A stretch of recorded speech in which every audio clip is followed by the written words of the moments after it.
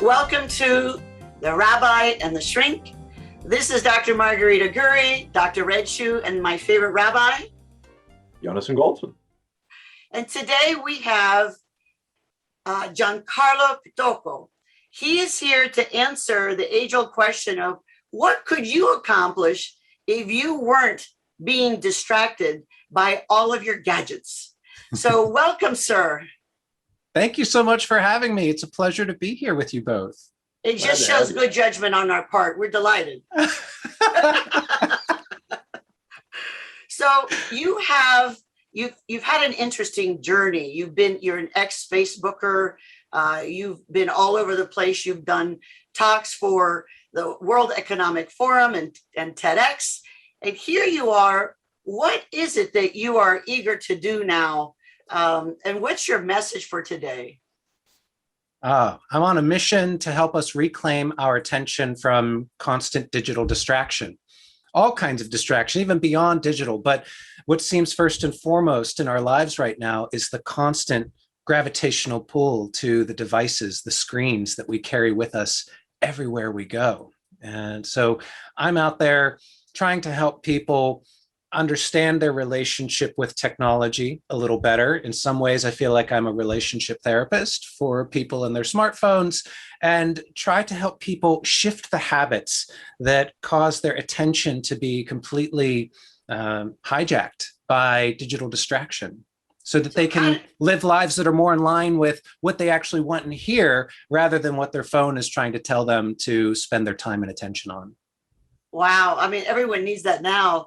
I call my phone my precious, like in Gollum from Lord of the Rings. My precious. How did you get to the point of this message? I mean, I think it's an amazing message. Well, Rabbi, I'm teasing the rabbi because I've been using the word amazing too much. So it's a great message. Well, thank you. I was back in 2016 working at Facebook, and the US elections happened that fall. And it was a bit of a wake-up call, because it became pretty clear that the platform that I was working for and working on, Facebook, was being used by bad actors to influence public opinion, perhaps influence the course of the election, therefore the course of human events. And it was a big wake-up call to the fact that social media was no longer just a fun diversion for college kids anymore. It was becoming a fundamental means of communication and influencing human behavior. And when I saw that there was a lack of responsibility from the company that I worked for, along with other social media companies, alarm bells started going off in the back of my head, and I started paying more attention to that, but also paying closer attention to my relationship with technology, and realizing, though I had lived a life where I felt like I was in control and I was using technology in my best interests, I really was spending most of my waking hours with a screen in front of my face. And when I looked at how much time I was spending, or what I was doing with that time with those devices, I didn't feel so good about it. I actually did a study over the course of 2 weeks and categorized how I was spending my time, and I really didn't like the results. And it was in that moment that I realized I seem to be distracting myself from something. What am I distracting myself from? Oh, I'm distracting myself from myself in my life.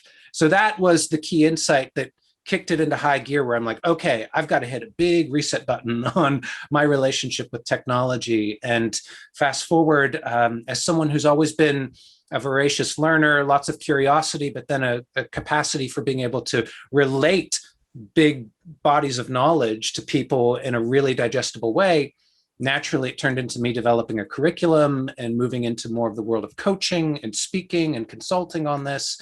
Left Facebook, obviously, started my own company called Purposeful Digital Wellbeing, which is all about having a more intentional relationship with your attention and the immense power that it has, and ultimately a healthier relationship with technology and its balance in your life. Wow, this is what a so journey. important, and it's so relevant. And it just occurred to me as you were talking, Giancarlo, that we as a society are obsessed with happiness. We talk about it, we focus on it. I mean, it's in the Declaration of Independence. But my contention is that we don't know what we're talking about. We don't have a definition. And most of us conflate happiness with pleasure. Mm-hmm. And my contention is that pleasure is really a distraction from being unhappy. Well Because said. happiness comes from what you just said in the name of your business, is it comes from a sense of purpose. When I have a sense of purpose, when I believe my life is meaningful, when I feel that I'm contributing positively to the world and fulfilling my potential that way, that gives me a feeling of persistent joy it just stays with me. It carries me through all the highs and all the lows. And that we're actually short-circuiting our happiness by looking for immediate gratification. Mm. And the technology just makes it so much easier for us to do that and to convince ourselves that we're making ourselves happy when we're really doing just the opposite. Oh, so beautifully said. I agree 150% for sure on that. It's this constant pursuit of pleasure in order to achieve happiness that I challenge the whole idea that happiness needs to come from the outside. If you are dependent on external factors for your happiness, then you're not in control and you're not really connected in here. This is where happiness and love and all your feelings come from. And if you can make decisions about your relationship with yourself such that you can channel that energy without being dependent on someone else's behavior or being in a certain setting or watching a certain TV program, life gets a lot more interesting and a lot more fun. I was Powerful insight there, for sure. The other day, I've been, I'm an old lady now, and I love being an old lady because you're a little invisible when you're an old lady, and I kind of like that. I take advantage of it. And my family's learning blacksmithing at Chief Pontiac programs in Michigan. Big fun.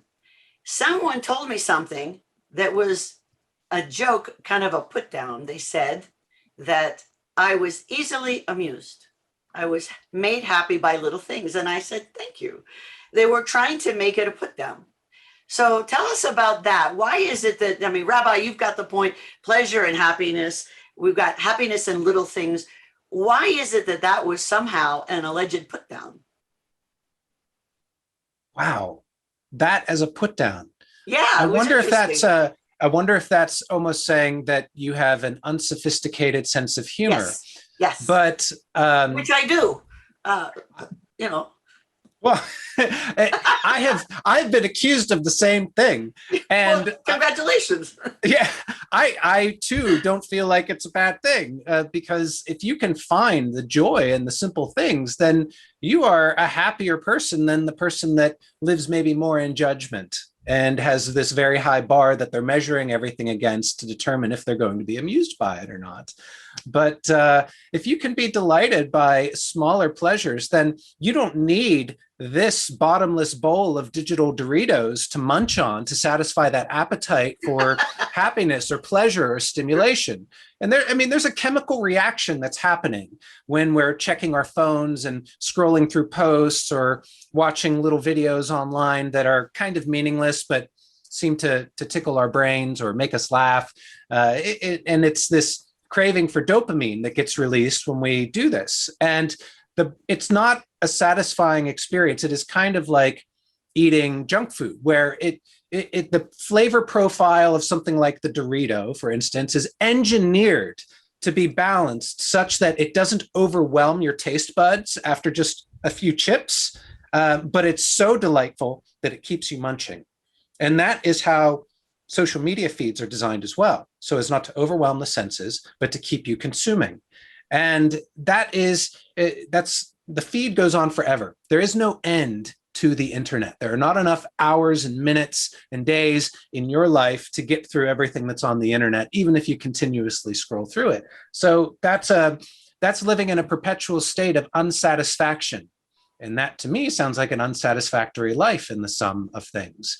And so if you can find satisfaction from smaller things and not have this voracious appetite that grows as you continue to consume by constantly scrolling, I'm jumping around metaphors here, but if you if you can shift and be satiated by less, life becomes a lot more fulfilling, a lot more entertaining, and easier to find joy. And your capacity for enjoyment and finding pursuits that are interesting to you that aren't just scrolling through a feed or being glued to a computer screen or a TV screen all day, it just increases so much. You get to actually live life instead of consuming content that is kind of like the Hallmark greeting card of life experiences. You know how we've kind of outsourced writing heartfelt notes to people? You go buy a card off the shelf that seems to fit your relationship with that person on this occasion. You sign your name, throw it in an envelope, and you're done. We've outsourced letter writing and heartfelt sentiment.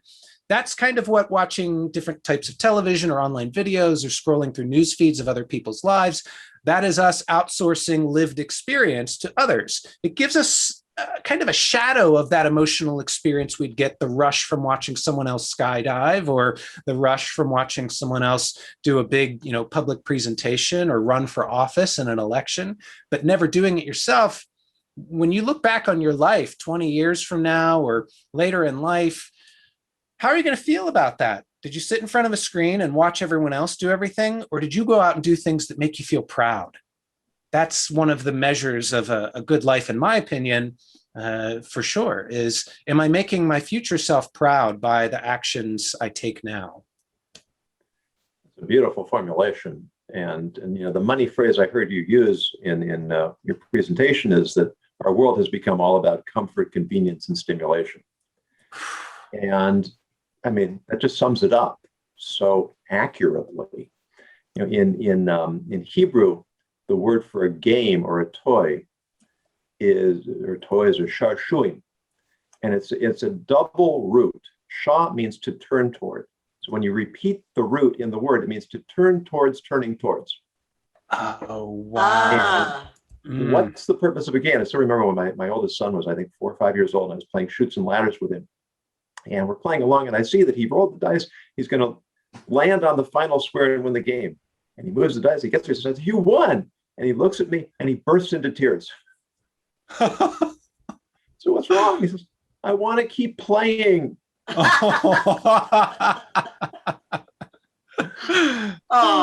there's a tremendous beauty in that, because what makes games so delicious is that the purpose is the process. You've got both at the same time. But the problem is that it becomes addictive. And, I've been saying for a long time that we're living in the Roman Empire, because what did the Romans do to pacify the people? They gave them bread and circuses. They gave them food, and they gave them gladiatorial combat. So the Romans created the entitlement culture and the entertainment industry. And they did it to pacify the citizenry so that the elite, the nobility, could have their lavish orgies. So you think about how that's working today, how we are being pacified and numbed. And we think that we've got all this wonderful stuff at our fingertips, and we do, but we just get lost in it. And I really like the way you phrase that. If I look back at my life and I see I spent so much of it in front of a screen, am I really going to have any sense of fulfillment? Oh, yeah. What do you want to do with your life if you're not in touch with those values? If you don't have some aspiration of something you're working towards, you never need to actually reach it, but something you're moving towards, so you can be striving, so you can be growing and challenging yourself. This is the journey, right? The game, the act of playing the game rather than winning the game or accomplishing or achieving. That was such a beautiful metaphor, the game with your daughter.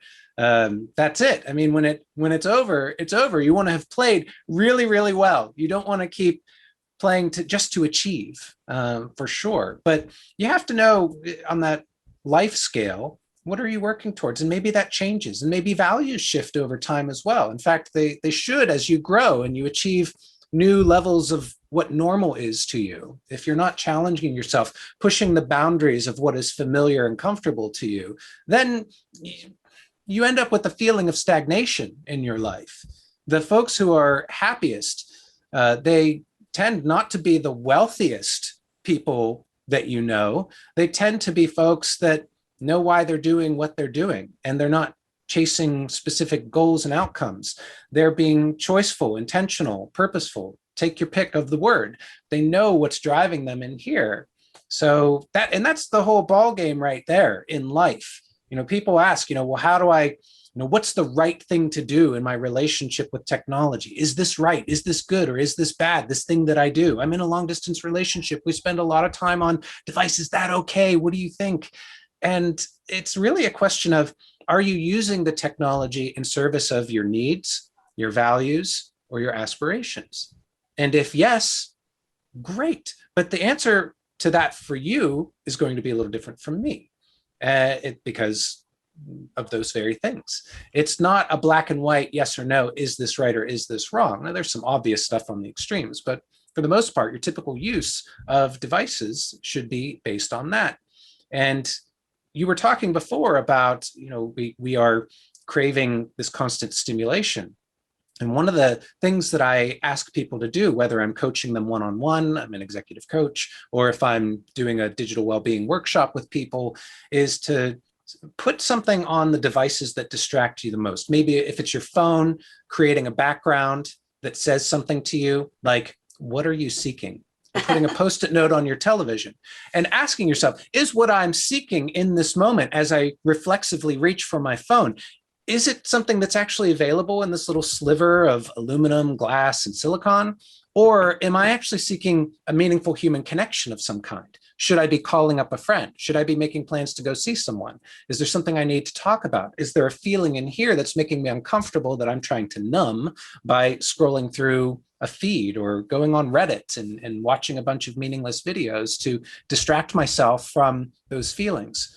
The good stuff is where those feelings are, though. If you want to grow, if you want to find that satisfaction, that happiness in life, you have to go where the discomfort is. What do they say in Stoicism? The obstacle is the way.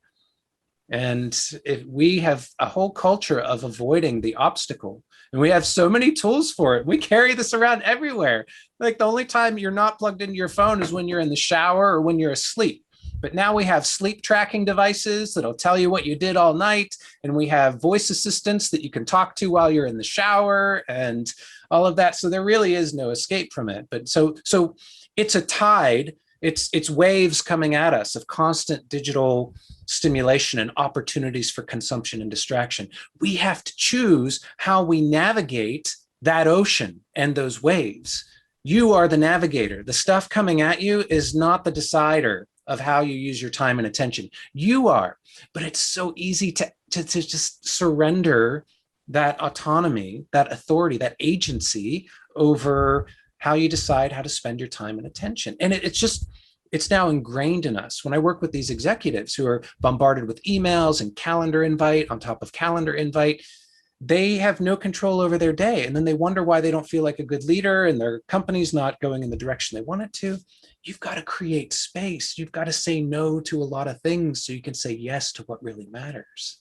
Prioritize those needs, values, and aspirations. That's the other part of it that people don't get. They're like, well, all of this stuff is important to me. Well, that's where prioritization comes in. Let's sequence these things. You don't have to say no to anything necessarily. You can say, well, yes to this right now, and yes to that as well, but later. What's most important right now? Anyway. Wow. Well, the rabbi and I were talking about one of your workshops, which is also an article, the 5 stages on digital well-being. If you wouldn't mind addressing those, we thought it was really on point. Oh, thank you.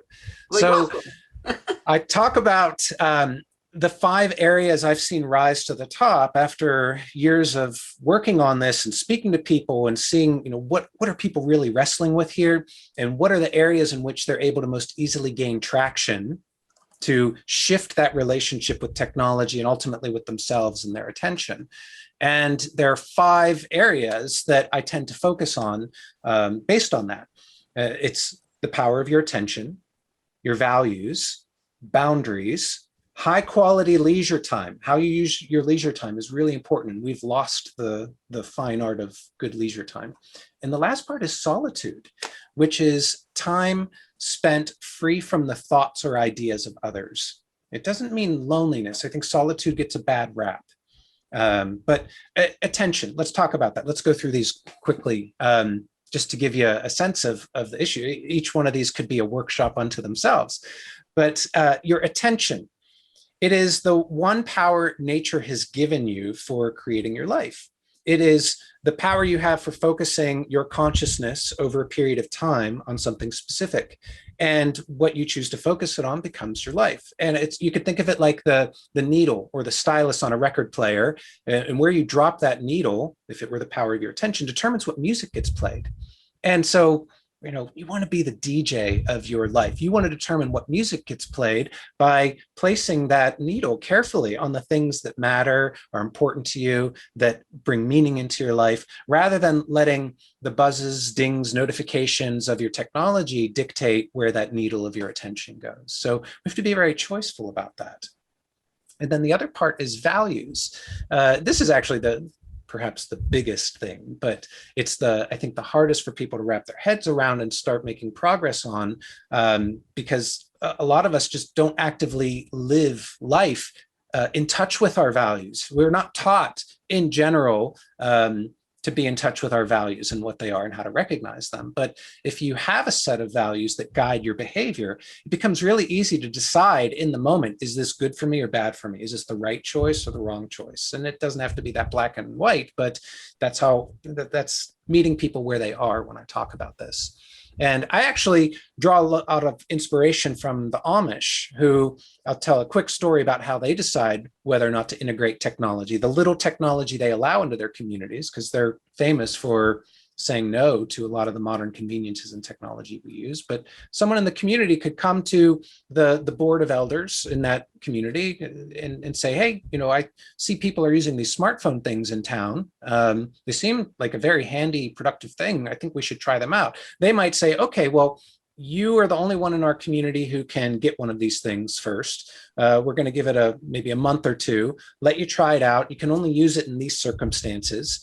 And we're going to pay attention to how this affects the way you show up for your family, your community, your overall self, your well-being. And then we'll make a determination about whether or not it's worth rolling this out more broadly. Is the balance, the benefit, is it far outweighing any of the negatives? So they pay attention to the externalities. They start small, experiment, and if it's good, then they build on it. If it's not, then they can say no to it. So can you arrive at a set of values around that? What would you pay attention to? If you're going to maybe get a smartwatch for the first time, try it out, not with the expectation that this is forever, but you get a 2-week return policy on a lot of these things. Give yourself 2 weeks to try it out. Did this help me or hurt me on the whole? And if you're not sure what those values are, you should check in with to measure that against. You could start with maybe spending some time examining your habits and deciding, what are the bad habits I have? For me, it was things like spending too much time online, using technology as a distraction, using it as a vehicle for procrastination, using it as this bottomless kind of rabbit hole to fall down and lose, hours of time unconsciously just scrolling. And so I turned those around. I said, instead of using technology to be online all the time, can I use technology to facilitate me having real world experiences? So that was something like using Facebook groups to get in touch with local communities that meet in person and become aware of when they're gathering. So get online to get the logistical information to go have offline experiences. So you can create a whole set of values by just taking your bad habits that you want to change and flipping them on their head. What's the opposite of that? And is that something I want to embrace? That was a good starting point for me around creating some values to at least just reclaim my attention so I could figure out what to do with it once I've got it back from technology. I could jump in for a second. You mentioned the Amish, and I hadn't heard what you're describing. And I remember going back decades that the philosophy of the Amish was pretty much technology is bad. What's modern is bad. And that put them in an untenable position, because the speed at which the world's changing and the dependence upon technology made it virtually impossible to live without any connection with technology. And so what you're explaining is that they themselves have modulated their philosophy to say, we need to adapt, we need to respond, we need to figure out how to live in a world that's running away. Let's make a decision, point by point, piece by piece. Let's test in a controlled way, and let's make an evaluation over whether some development is going to be ultimately more beneficial or more damaging or destructive or harmful.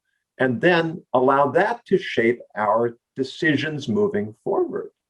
As after the social dilemmas come out, you would think, well, let's just all unplug because it's so obvious now. But the genie's out of the bottle. We can't put it back. We're stuck with what we have. You're really giving us a very practical formula for how in our own lives we can measure our response and make mindful choices. That's the thing that I saw was missing when I became aware of this issue. And I saw that there were a few folks out there talking about this, but it was a lot of people raising that flag of, hey, there's a problem. Hey, there's smoke. Actually, there's a whole fire. It's burning in Silicon Valley and it's spreading everywhere else in the world, but not offering much in the way of practical solutions for individuals out there that were watching these stressful documentaries. I mean, so many people would come to me, oh my gosh, I just watched The Social Dilemma. I'm so stressed out. I want to quit all my technology, but I can't because I want to be a member of society and we're connected that way. And it's COVID and that's the only way I have connection with people. What do I do? I wanted to be able to give solutions for individuals to take action while there are other organizations out there trying to change government policy. There are folks working with insiders in the technology companies trying to get them to change the way that they design products. But honestly, the business models of those companies don't support a lot of those changes. So what can we do as individuals in the meantime to regulate our relationship with technology such that it's not detrimental to us? It's doing what it's supposed to be, which is a tool to enhance our capabilities, to remove the drudgery of life and make things more convenient to a limit. Everything in moderation. But yeah, that's the thing. We can take action. I don't want anyone to ever feel helpless about this. There are ways to take control if you want it. You have to have the deserving power to know that, okay, there's a better way. I'm willing to make some changes to get to that versus this is really bad, but I'm just going to keep doing what I'm doing. And that's the hard part, is reaching folks and helping them have that light bulb moment where they're like, okay, I'm ready for a change. You can't, some people are ready right away. Some people need some time. You can't force it, but you want to be able to connect with folks where they are to help them realize, oh, but it's in your power to do something. And here's a really easy way to get started that I feel like anyone could do. Well, we have a comment from from Sue. I'm sorry to interrupt you. We have a comment from Sue that speaks to what you were just talking about, referring to the issue of addiction, that a company that shall not be named invested millions in every stage of development to leverage addiction. And I think that it's clear that, I'm a psychologist. So what I see is that people are afraid to look at themselves because, we're all wonderful and awful. And you have to accept both are true at any given moment. That's just the human condition. And it's really scary. So what do you say to that, to the issue of addiction and the scariness of fighting the addiction to look within? Know how to recognize the forces that are addictive in the devices, the software, the technologies, the websites, the social media platforms that you use. And if there's one easy way into that, I would say just Google the term dark patterns. And these are features and functions and user interface design of technologies that are designed to influence your behavior in a way that you don't notice. And they've been dubbed dark patterns. There are tons of great videos and articles. You'll just stumble over all kinds of good stuff if you do a little search for dark patterns. And you'll recognize how the devices that you think are just passively there in your life are actually engineered to manipulate you and how you spend your time. And the news feed is of any social media platform, for the most part, in particular Facebook and Twitter and Instagram, they're designed in a way with an algorithm that is meant to very carefully decide which piece of content it's going to show you next to keep you scrolling. Why do they care if you keep on scrolling? Because the more you scroll, the more ads these companies can show you. Why do they care about showing you ads? Because that's the thing they're in the business of selling. ad space. They're harvesting your time and attention through the news feed so that they can show you ads that big companies and small companies have paid for. And that their inventory, Facebook, let's say, for instance, their inventory of product that they are selling is your time and attention. That's it.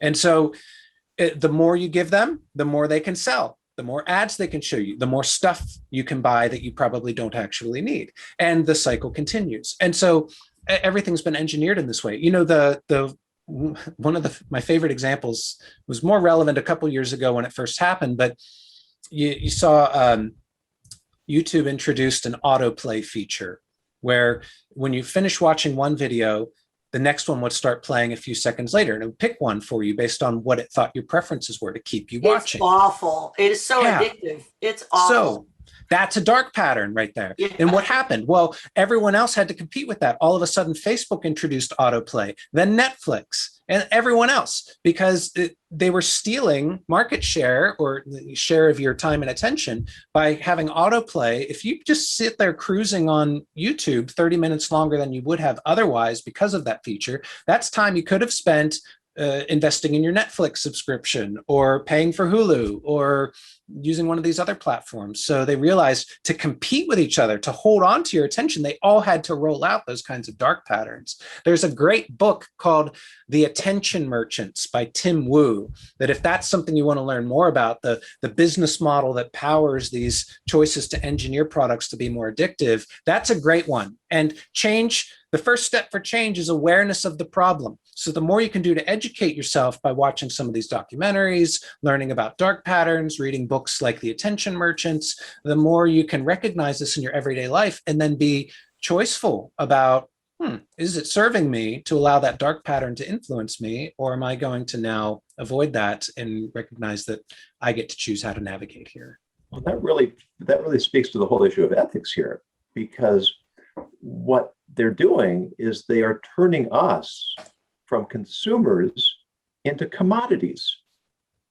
We are the product, and we are being sold to the advertisers. And you know that just contributes to the dehumanization of the individual, which is kind of ironic because we're in an age where there's this counter. You've got the competing values.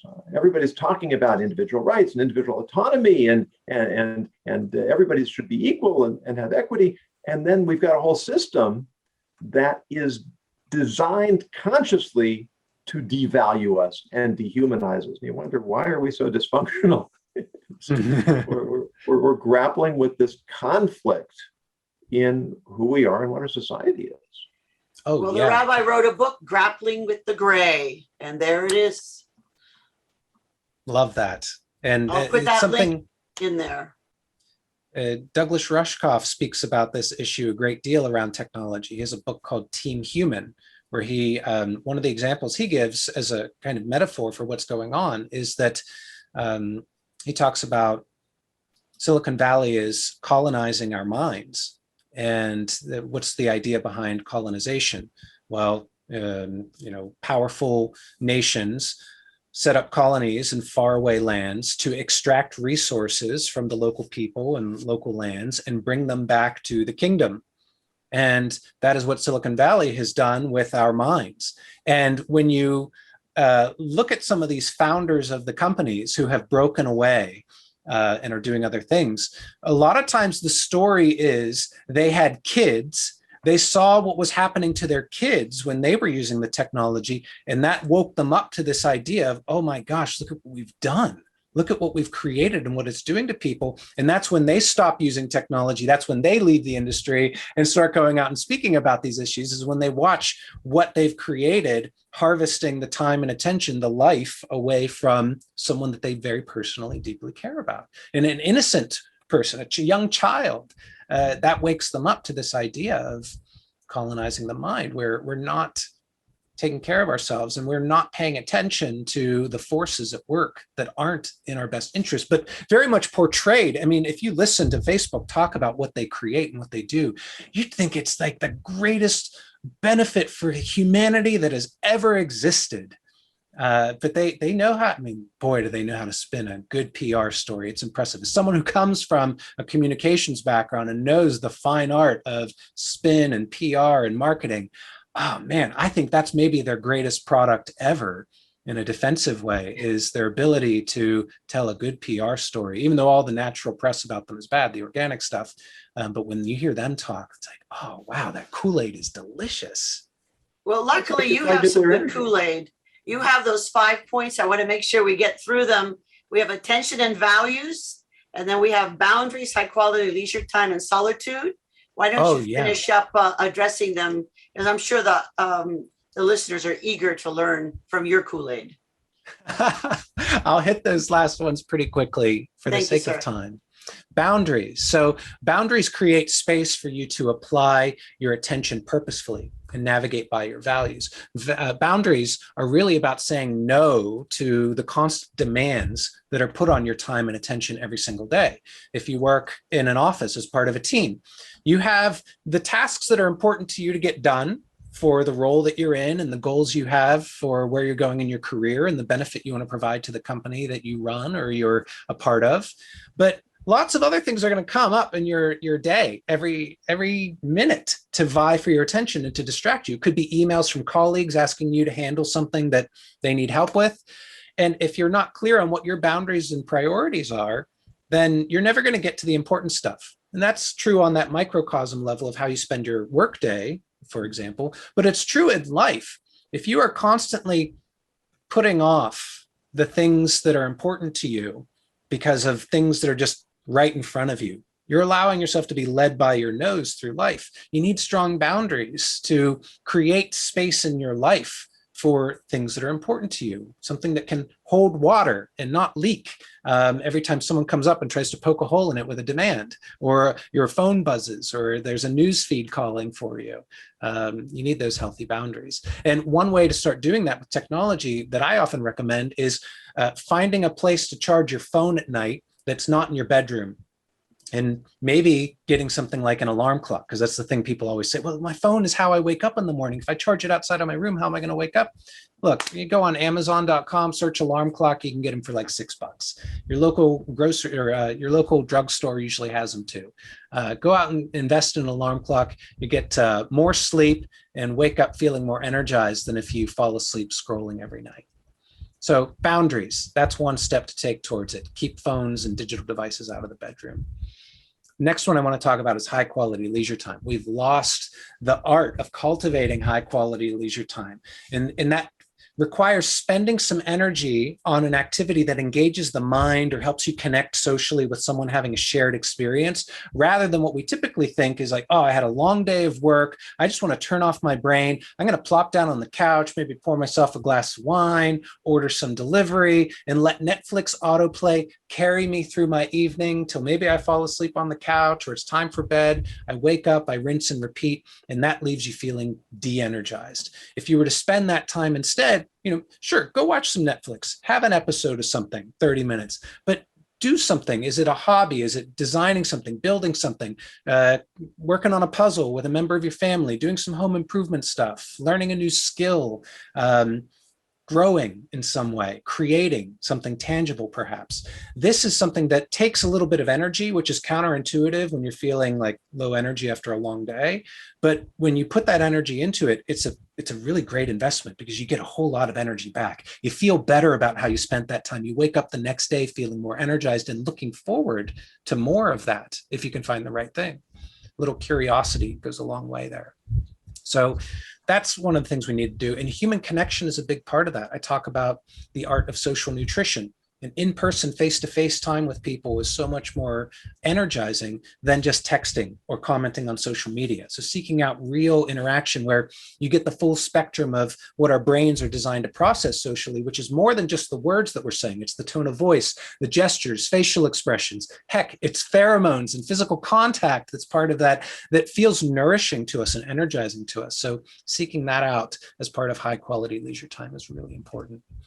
And then the last bit is solitude, which is leaving a little space every day for you to be free from the thoughts of others. It's rare that we spend time with ourselves anymore because there's so many, we're conditioned, our brains are trained to reach for the phone. You go into a building, you push the button for an elevator, you have maybe 15 seconds to wait. What do? Oh, I reach for my phone. I've got to be stimulated. I've got to be entertained.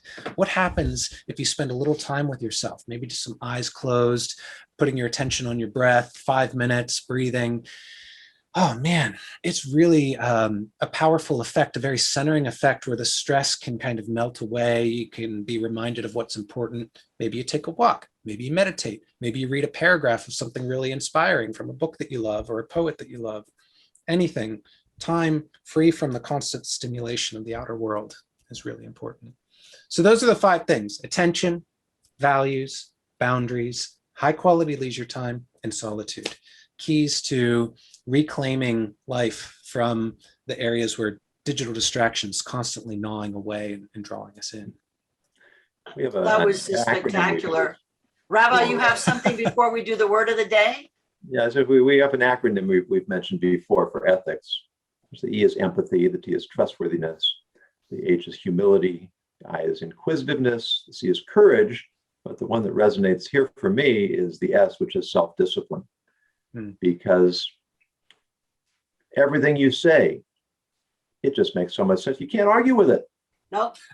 We know it, but then it comes back to, why don't diets work? Because we don't follow them. Why don't we follow them? Because when it comes down to it, I want to eat what I want to eat. I don't want to go to the gym. I know this. I mean, when I got married, we didn't have a TV set. It just wasn't part of our lifestyle.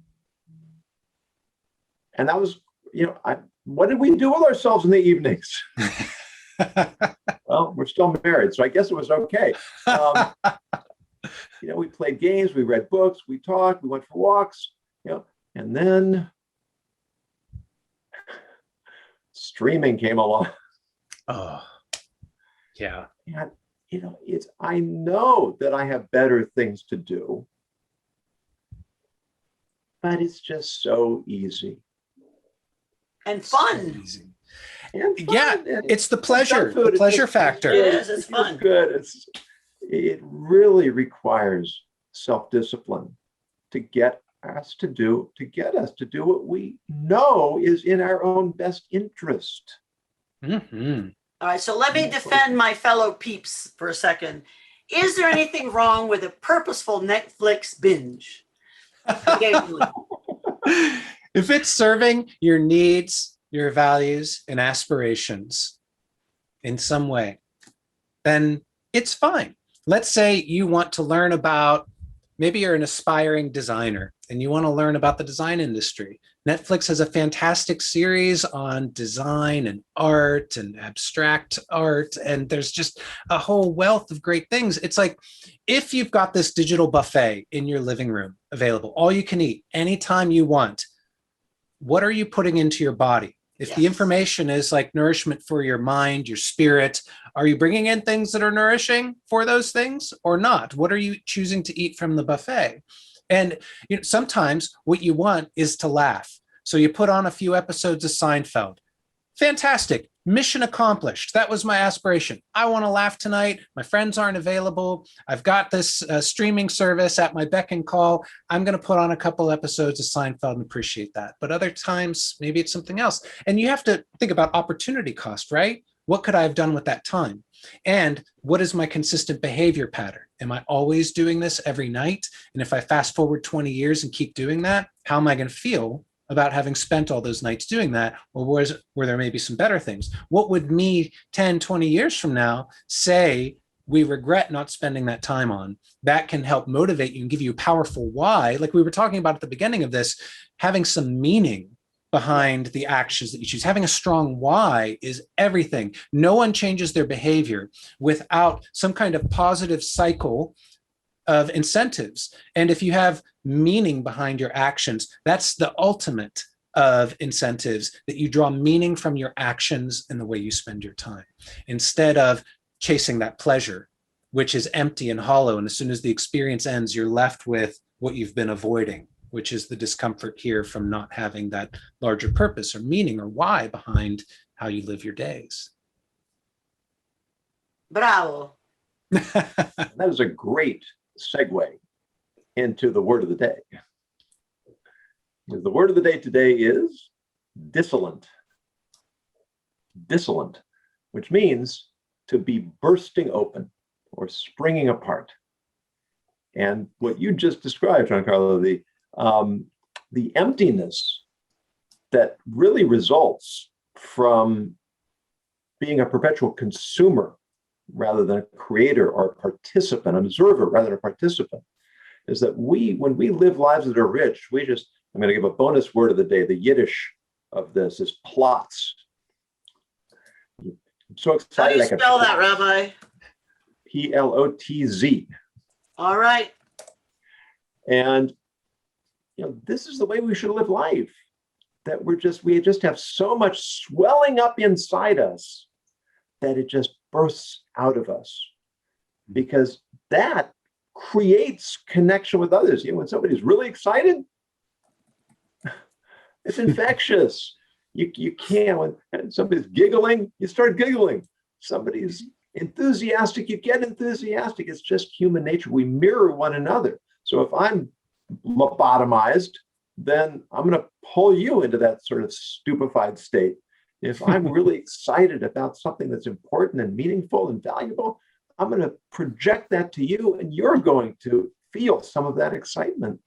So let's be dissilient in our approach to life and generate positive energy and meaning and purpose. I love that so much. Fantastic word of the day. I want to carry that with me, take it everywhere. It's so true. So true. I try and use the rabbi's word of the day throughout the week. And I'm finding that lots of people are asking, what? And it's been a new hobby. So even just doing something little, it's just amazing. So, sir, do you have one final bit of wisdom to share with our enthralled listeners? Well, I'm all about taking action and encouraging people to do something and not just listen to this for the sake of entertainment, because podcasts can become that. As educational and insightful as they are, they can also be a form of consumption that doesn't lead to action, change, or growth. And so I would invite anyone listening today that really cares about this and wants to create some change to choose a habit that they want to change about their relationship with technology. How do you do that? You have to notice it first. So maybe we'll start with a noticing action here for everyone as the final insight. And that would be to pick up the device that you use most after this session.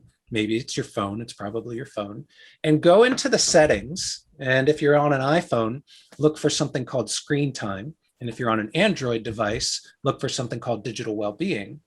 Go into there and take a look at the stats that it has accumulated about your usage of your device. It'll tell you your average time spent on that device per day in hours and minutes, and the top most used apps or visited websites on that device. And when you do that, I want you, when you're faced with those numbers and those behavior patterns of what you're doing with the phone, I want you to ask yourself, how does that feel? Does it feel good to see that you're spending 5+ hours a day with your face on a little 4-inch screen, poking away at your feed? And usually it's social media apps at the top of the list. Ask your future self, is this a use of my time and attention that makes me proud looking back? What would you fill that time with instead if the answer is no? It's a great starting point, is some awareness of your own behavior and what you want to move towards that appeals to your higher self. Sounds absolutely terrifying.